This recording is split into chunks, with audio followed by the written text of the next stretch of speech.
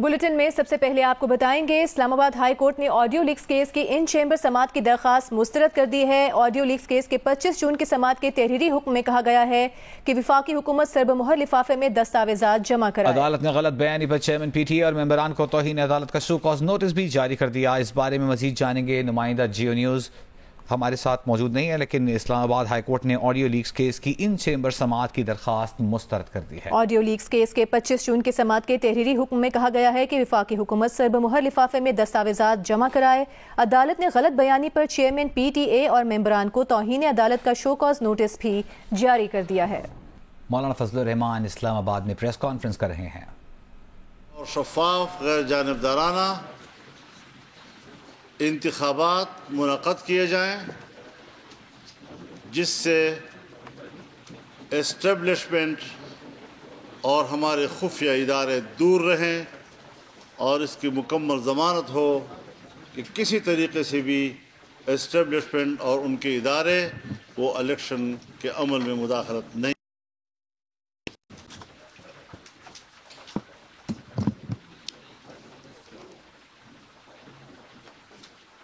مرکزی مجلس شورا نے جمعیت علماء اسلام کے ساتھ سیاسی جماعتوں کے روابط کا جائزہ لیا۔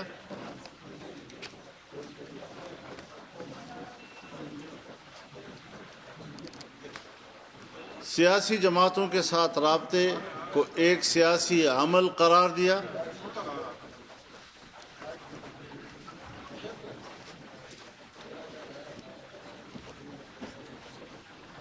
حکومت کی طرف سے جو رابطے ہوئے ہیں اس پر مجلس شورا نے بڑی وضاحت کہ حکومت میں اتنا خم نہیں ہے کہ وہ ہماری شکایات کا یا ازالہ کر سکے یا نقصانات کی تلافی کر سکے۔ معاملہ بڑا سنجیدہ ہے۔ یہ مسئلہ کوئی ایک سیاسی جماعت کو منانے یا راضی، ایک مستقل سیاسی مسئلہ ہے ملک کا، جس پر جمعیت علماء اسلام نے ایک موقف اختیار کیا ہے، اور جمعیت علماء اسلام ایک فریق کی حیثیت رکھتی ہے۔ جب تک اصولی معاملات پر اتفاق نہیں ہو جاتا اور شفاف انتخابات کی ضمانت مہیا نہیں کی جاتی، منانے اور راضی کرنے کے الفاظ کا کیا معنی؟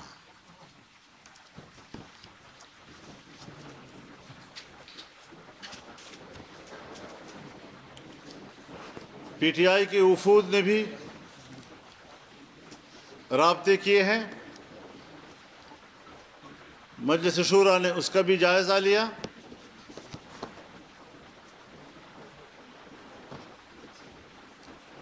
مرکزی مجلس شورا کی رائے میں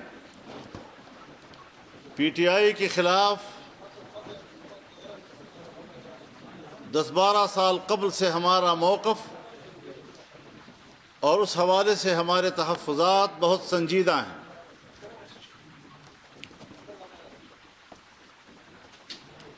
اگر وہ ہم سے مذاکرات کرنا چاہتے ہیں، ہم خوش آمدید کہتے ہیں۔ ہم نے ابتدائی طور پر بھی ان پر واضح کر دیا تھا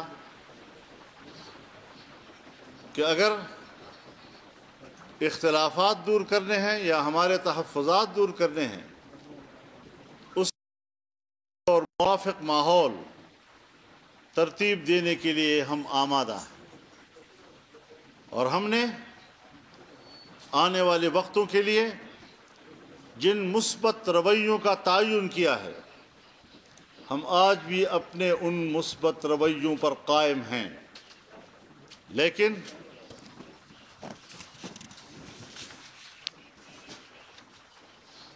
یہ بات سمجھنے کی ہے بصد احترام کہ پاکستان تحریک انصاف کی قیادت میں اب تک کسی یکسوئی کا فقدان ہے۔ پارٹی کے سربراہ کی طرف سے وفود آتے ہیں، وہ ہمارے ساتھ معاملات کو طے کرنے کی ہدایات لے کر آتے ہیں، لیکن اس وقت تک انہوں نے کسی مذاکراتی ٹیم کا باضابطہ اعلان نہیں کیا ہے۔ دوسری طرف سنی اتحاد کونسل کے سربراہ،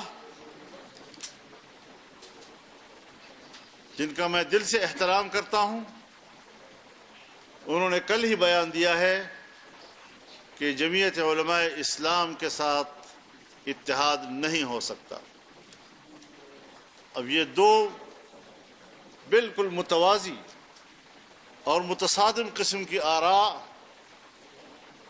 ہم اس میں کوئی ایک رائے قائم کرنے میں دقت محسوس کر رہے ہیں۔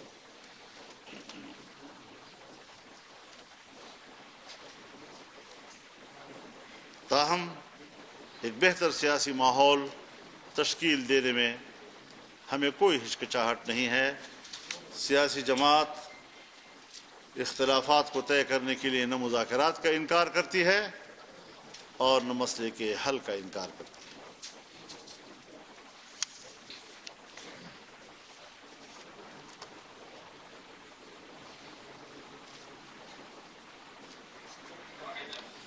مرکزی مجلس شورا نے اپنے اس موقف کا بھی اعادہ کیا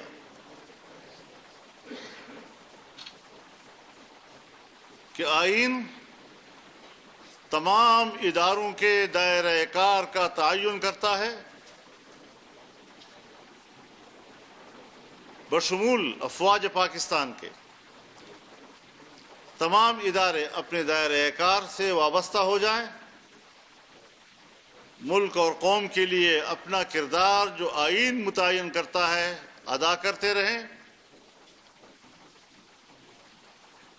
ملک کی دفاع کا مسئلہ ہو، پوری قوم شانہ بشانہ کھڑی ہے، فوج کے ساتھ کھڑی ہے، لیکن سیاسی معاملات میں مداخلت خود ان کے اپنے حلف کی بھی نفی کرتا ہے اور آئینی تقاضوں سے بھی متصادم ہے، جسے ہم تسلیم کرنے کے لیے تیار نہیں ہو سکتے۔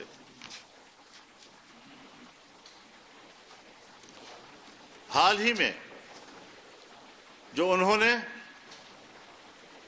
عزم استحکام کے عنوان سے آپریشن کا اعلان کیا ہے،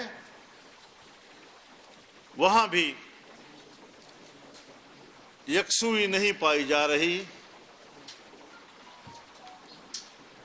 یقیناً عوام کے ذہن میں 2001 سے جب میزان آپریشن شروع ہوا تھا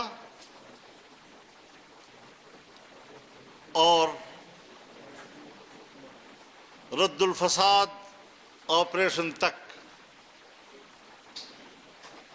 جتنے بھی آپریشنز ہوئے ہیں دہشت گردی کے خلاف، آج دہشت گردی کی شرح کیوں کر 2001 اور 2 سے 10 گنا زیادہ ہو گئی ہے۔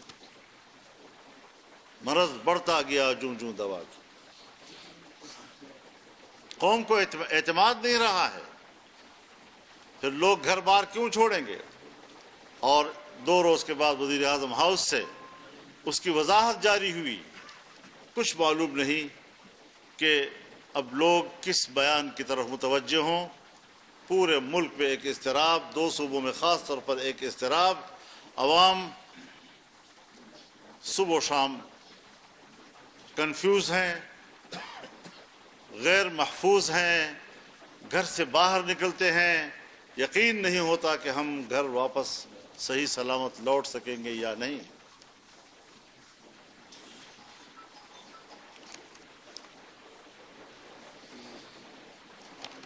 اور پھر ان آپریشنز کے اندر جو عوام کے نقصانات ہوئے ہیں، گھر بار چھوڑے ہیں،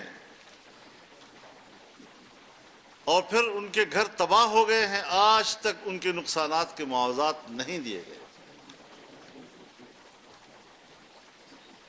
فاٹا کا انضمام کیا گیا، فاٹا کی ترقی کے لیے 10 سال تک ہر سال 100 ارب روپے دینے کا وعدہ کیا گیا تھا، جس کی منظوری اسمبلی سے لی گئی تھی، لیکن آج بھی 100 ارب 7 سال ہو چکے نہیں پورے کیے جا سکے۔ کیا ریاست کو اپنی ذمہ داریوں کا احساس ہے؟ ہم پر تو لازم ہے کہ ہم ریاست کا احترام کریں، ہم پر تو لازم ہے کہ ہم ریاست اور ریاستی اداروں کے خلاف زبان نہ کھولیں، لیکن کب ان کو اپنی ذمہ داریوں کا احساس آئے گا؟ کب وہ ریاست کے اندر رہنے والے عوام کی آرزوؤں کو پورا کر سکیں گے؟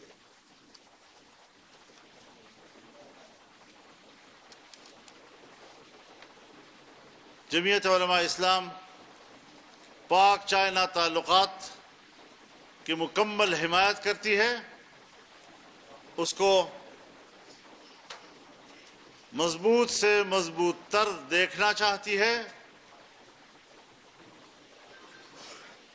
ان کے استحکام اور دوام استحکام کی آرزو مند ہے، لیکن ہم ابھی تک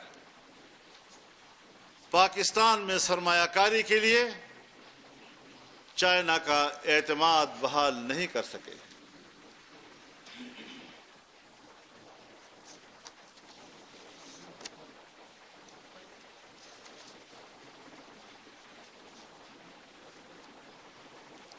امریکی ایوان نمائندگان نے پاکستان کے 8 فروری کے الیکشن کے حوالے سے اس الیکشن کو بوجوہ مشکوک قرار دیا ہے۔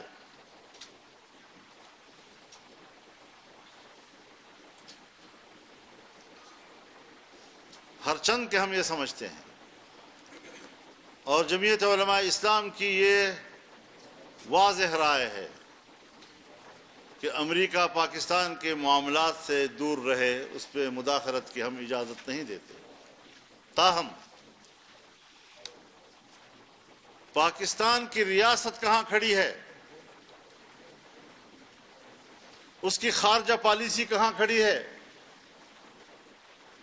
کیا یہ پاکستان کی سفارتی ناکامی نہیں؟ کیا یہ پاکستان کی لابی کی ناکامی نہیں ہے؟ اس پہلو پر کم از کم ہماری سفارتی اداروں کو بھی غور کرنا ہوگا، اور ریاست کو بھی اس حوالے سے اپنے رویوں پہ نظر ثانی کرنے ہوگی۔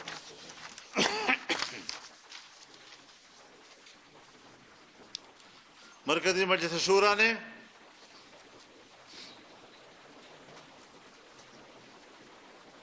کسی باضابطہ اتحاد میں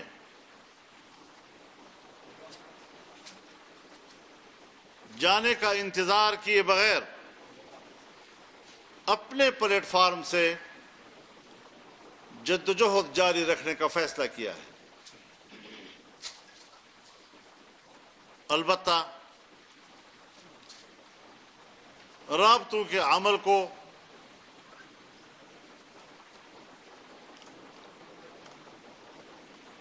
مثبت اور سیاسی عمل تصور کیا جائے گا، اور اگر سیاسی جماعتوں کے درمیان باہمی تعاون کا ماحول پیدا ہو تو ہماری کوشش ہوگی کہ ہم اسے قابل عمل بنا سکیں۔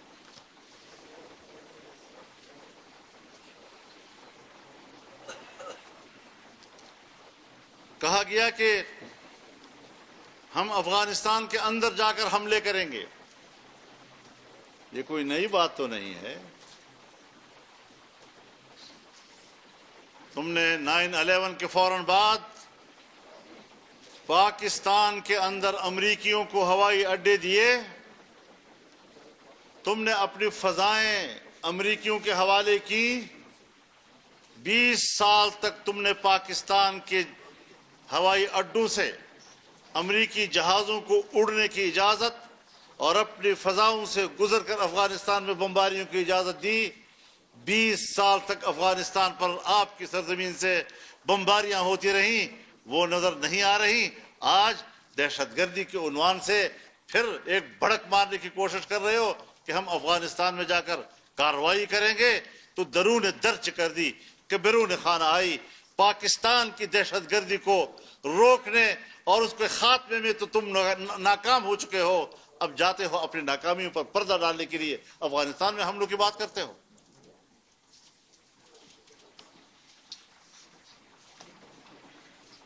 پہلے تو ہمیں اس بات کا جواب دیا جائے کہ خیبر پختونخوا میں حکومتی فنڈز سے جاری ہونے والے پروجیکٹس، کیا ان کے فنڈز کا 10% دہشت گردوں کو ادا نہیں کیا جاتا؟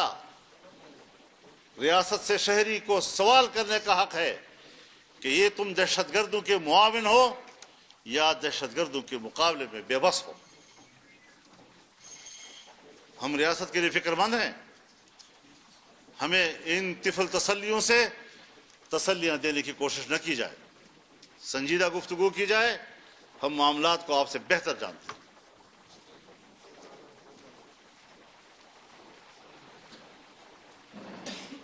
چمن بارڈر ہے، انگور اڈا ہے،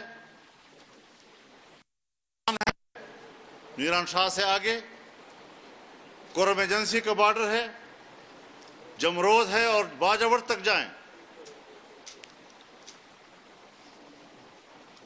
وہاں پر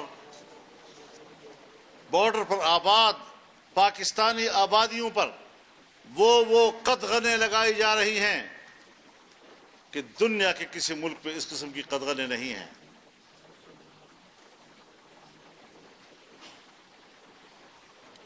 بہت سے سوالات ہیں. ہم وہ سوالات اٹھا کر ریاست کے لیے مشکلات نہیں پیدا کرنا چاہتے، لیکن اتنا ضرور کہتے ہیں کہ جو کچھ وہاں اقدامات ہو رہے ہیں تم ہزار کہو کہ ہم ملکی مفاد میں کر رہے ہیں، نہ یہ ملکی مفاد میں ہے، اور اگر ہے تو کسی بیرونی آقا کے مفاد میں ہو رہا ہے. سوائے مقامی لوگوں کے معاشی قتل کے اس کا اور کوئی نتیجہ سامنے نہیں آ رہا ہے.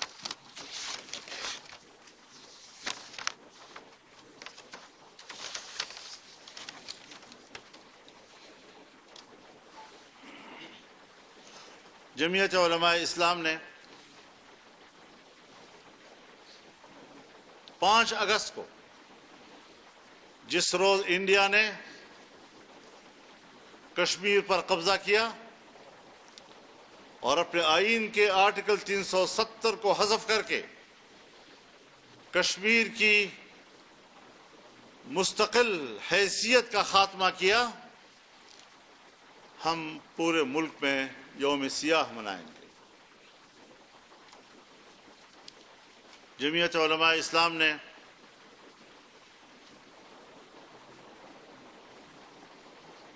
غزہ اور فلسطین میں اپنے فلسطینی بھائیوں کی مکمل حمایت کا اعادہ کیا ہے. ہم فلسطینی مجاہدین کے ساتھ ہیں، ہمیں کوئی پرواہ نہیں. ہمارے اس موقف کے ساتھ امریکہ اور مغرب ہمیں کیا خطاب دیتا ہے؟ ان کی نظر میں تو امارت اسلامیہ افغانستان بھی دہشت گرد ہے، ان کی نظر میں تو حماس بھی دہشت گرد ہے. لیکن کیا کسی کو دہشت گرد کر کے آپ خطے میں امن لا سکتے ہیں؟ اسرائیل کی حمایت کرنا یہ جنگ جرم ہے. کیوں؟ وہ بے گناہ شہریوں پر بمباری کر رہا ہے. عالمی عدالت انصاف اس کا بھی نوٹس لے کہ اسے جنگی مجرم قرار دے اور اسے عالمی عدالت کے کٹہرے میں لا کر کھڑا کرے. لیکن ساتھ ہی जमीयत उलमा इस्लाम पाकिस्तान की हुकूमत हो या आलम इस्लाम, तमाम हुकूमतों को झंझोड़ना चाहती है कि बहैसियत मुसलमान आप वो फर्ज अदा नहीं कर रहे जो इस्लाम आपके ऊपर लाजिम कर रहा है। अल्लाह और उसका दीन और जनाब रसूलुल्लाह सल्लल्लाहु अलैहि वसल्लम ऐसे मौके पर मुसलमान को जहां खड़ा होने की हिदायत दे रहा है, जिस फर्ज की अदायगी की तालीम दे रहा है, उम्मत मुस्लिमा के हुक्मरान गाफिल हो चुके हैं, वो अपनी इक़्तिदार के नशों में धुत हो चुके हैं और पूरा आलम इस्लाम अपने हुक्मरानों के लिए नाराजगी का इजहार करता है, उससे लाताल्लुकी का इजहार करता है। कम अज कम इस्लामी दुनिया के हुक्मरान उम्मत के लिए माँ बाप का किरदार अदा करते और आज उनका सहारा बनते। इन्होंने उम्मत मुस्लिमा को और फिलिस्तीनी अवाम को बेसहारा छोड़ दिया है। हम बहैसियत एक जमात के मौलाना फजल रहमान इस्लामाबाद में न्यूज़ कॉन्फ्रेंस से खिताब कर रहे थे। उन्होंने नए इंतखाबात का मुतालबा कर दिया। उनका ये कहना था कि जो इंतखाबात कराए जाएं, इस्टेब्लिशमेंट खुद को उससे दूर रखे।